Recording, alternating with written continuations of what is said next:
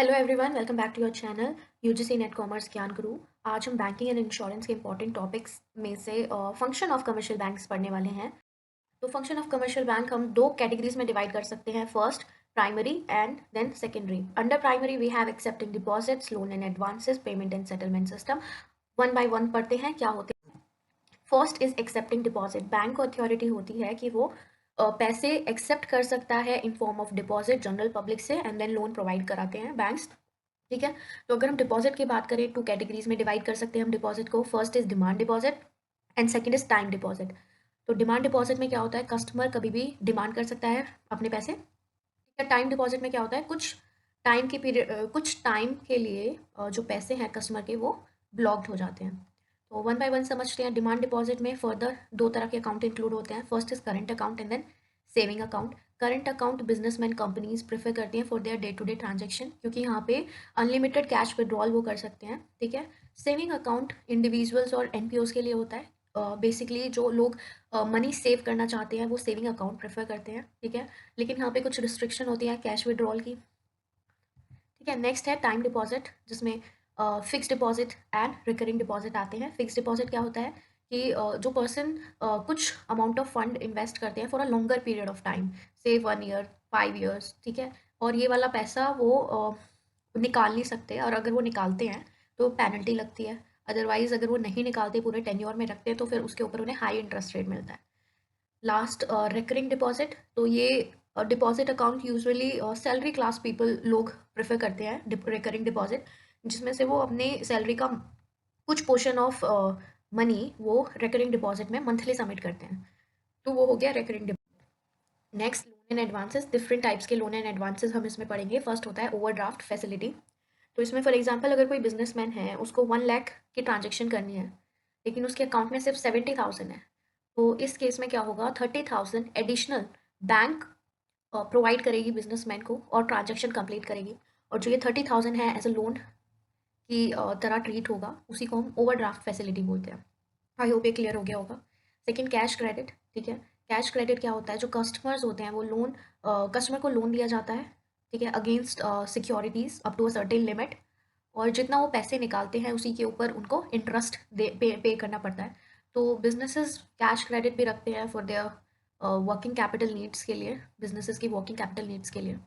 Next discounting trade bills. तो against the bill of exchange bank short term credit provide करते हैं traders को। तो ये हो गया डिस्काउंटिंग ट्रेड बिल। इसके अलावा money at call in very short term advances. तो बेसिकली अगर बैंक्स को लिक्विडिटी क्राइसिस की, लिक्विडिटी इशू हो, ठीक है, शॉर्टफॉल हो लिक्विडिटी का। फॉर एग्जांपल अगर बैंक्स हैं, उनको लिक्विडिटी की शॉर्टफॉल हो, तो बैंक क्या करेगी, दूसरे बैंक से ओवरनाइट मनी बोरो कर लेगी, या कुछ दिनों के लिए पैसा बोरो कर लेगी दूसरे बैंक से। ठीक है। तो उसी को हम बोलते हैं शॉर्ट टर्म लोन। वो एक दिन से कुछ फ्यू डेज तक चलता है। Next consumer credit. Bank consumer credit की फैसिलिटी प्रोवाइड कराती है, जिससे कंज्यूमर की कस्टमर की पर्सनल नीड्स सेटिस्फाई हो, और कस्टमर उनको पेमेंट इंस्टॉलमेंट में पे करता है। फिर मिसलेनियस एडवांसेस। मिसलेनियस एडवांसेस में basically different type of advances pay करते हैं, जैसे फाइनेंस और import and export bills, loan दे दिया सेल्फ एम्प्लॉयड लोगों को, public and cooperative sectors credit हो गया। ठीक है। Then cheaper interest rate, low interest rate to the weaker section of the society. तो ये डिफरेंट टाइप्स लोन, और भी तरह के लोन्स होते हैं। जैसे बैंक्स जो है हाउस लोन प्रोवाइड कराती है for buying, renovating and extending house. Then for educational purposes to bear the educational expenses, तो उसके लिए एजुकेशन लोन प्रोवाइड कराती है। गोल्ड के बदले पैसे भी प्रोवाइड कराती है banks, loan against gold. Then consumer loans, personal loans usually high interest rate charge करती है यहाँ पे। तो कस्टमर अपनी नीड के अकॉर्डिंग पर्सनल लोन भी ले सकते हैं। ठीक है। उसमें वो डिस्क्लोज करना ज़रूरी नहीं होता कि क्या पर्पस है लोन लेने के लिए।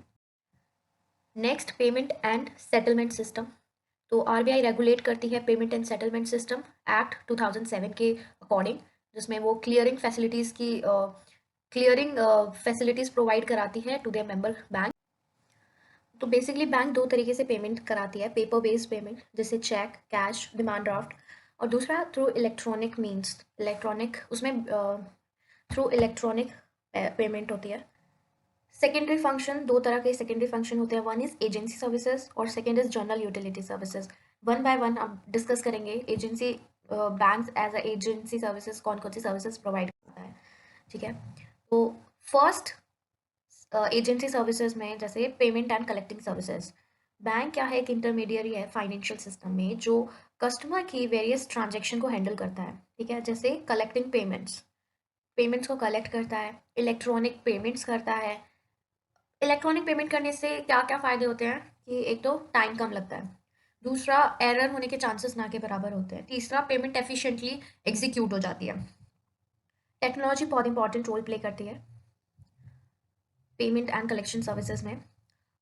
Next, acting as trustee executor. First function as a trustee, bank जो है वो ट्रस्ट की तरह काम करते हैं, एग्जीक्यूट करते हैं बिल्स, एडमिनिस्ट्रेशन सुपरवाइज करते हैं and providing their efficient services to their clients. Customer जो होते हैं वो बैंक को अटॉर्नी की भी पावर दे सकते हैं कुछ स्पेशल केसेस में, जैसे handling security transaction, receiving dividend. और बैंक्स इनकम टैक्स एक्सपर्ट्स को भी एम्प्लॉय कर सकते हैं कि प्रॉपर मैनेजमेंट ऑफ टैक्स कैसे टैक्स से डिडक्शन होगी, कैसे इनकम टैक्स रिफंड होगा, वो सारी फैसिलिटी भी बैंक्स प्रोवाइड कराते हैं। Next, acting as an agent, bank also act as an agent for the customer, जैसे purchase and sales of stocks and shares. ठीक है, और इनके बदले में वो कुछ फ़ी चार्ज करता है। बैंक्स ऑल्सो हेल्प करता है अपने कस्टमर को प्रैक्टिकल मैटर, जैसे पासपोर्ट बनवाने में,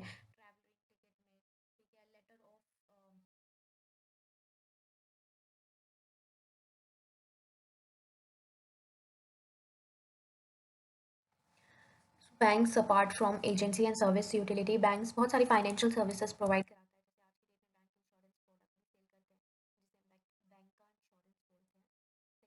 सिक्योरिटी डिपॉजिटरीज में भी पार्ट लेते हैं, जैसे कस्टमर का डीमैट अकाउंट ओपन कर दिया, उसको मेंटेन कर रहे हैं और उसके बदले में कुछ फ़ी भी चार्ज करते हैं।